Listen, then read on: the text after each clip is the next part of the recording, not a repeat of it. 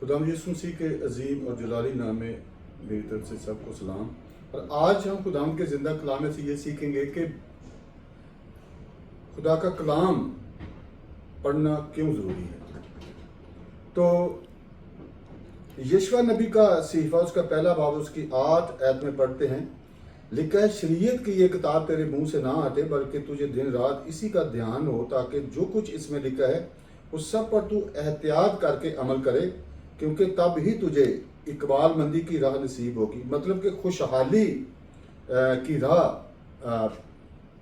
पे तू खुशहाली तेरे घर में आएगी और तू खूब कामयाब होगा।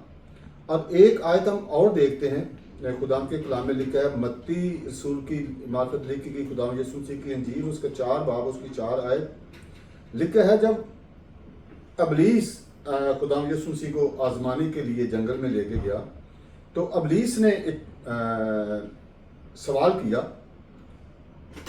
कि अगर तू इन पत्थरों से कहे कि रोटियां बन जाएं, अगर तू खुदा का बेटा है, तो खुदा के कलाम में लिखा है, खुदा यीशु मसीह ने क्या जवाब दिया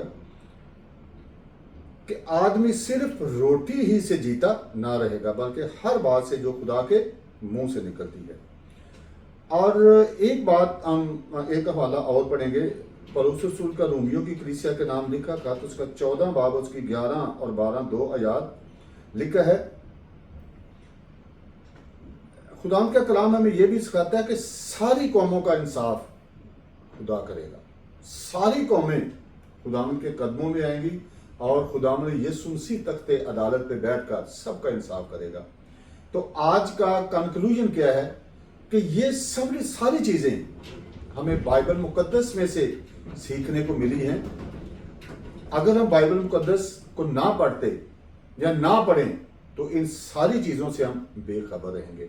इसलिए बाइबल मुकद्दस का पढ़ना बहुत ज़रूरी है। खुदा यीशु मसीह ने यह भी फरमाया है कि खुदा का कलाम ज़िंदगी की रोटी भी है और ज़िंदगी का पानी भी।